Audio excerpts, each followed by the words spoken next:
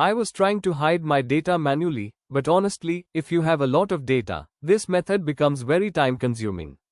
So I thought, there must be a faster and smarter way to hide numbers in Excel. That's when I used a simple Excel formula. I typed equals to left function.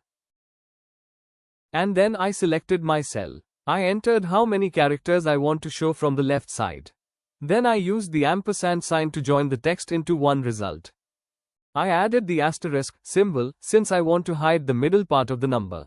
Again, I used ampersand to connect everything smoothly. I used the right function, selected the same cell, and typed how many characters I want to show from the right side. And that's it. My number is hidden, clean, fast, and professional. This trick saves a lot of time, especially when you're working with large data.